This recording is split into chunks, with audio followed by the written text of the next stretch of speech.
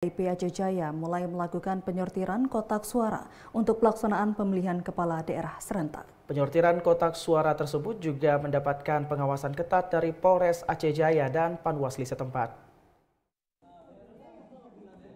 Penyortiran ini dilakukan untuk memastikan jumlah logistik sesuai dengan kebutuhan. Dalam proses ini juga dilakukan pemeriksaan baik kerusakan maupun kekurangan logistik pilkada agar dapat dilakukan pelaporan ke KPU RI untuk dilakukan penggantian atau penambahan.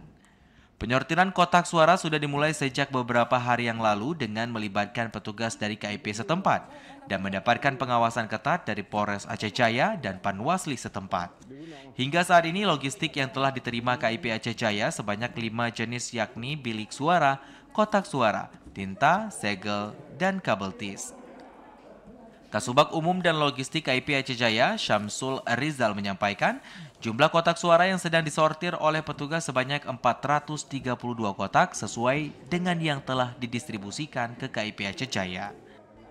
Hari ini melakukan proses sortir dan penyakitan kotak suara untuk KIP Aceh Jaya yang berjumlah 432 buah, dan untuk saat ini sampai saat ini belum kita temui ya kerusakan.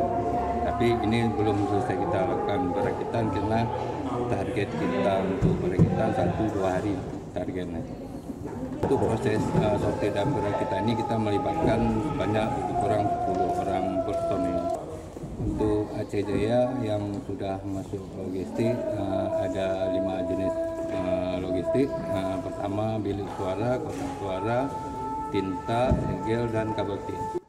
Pengepakan logistik kotak suara dilakukan di gudang KIP Aceh Jaya dan diharapkan semua logistik untuk kebutuhan pilkada di Aceh Jaya tercukupi sesuai dengan kebutuhan.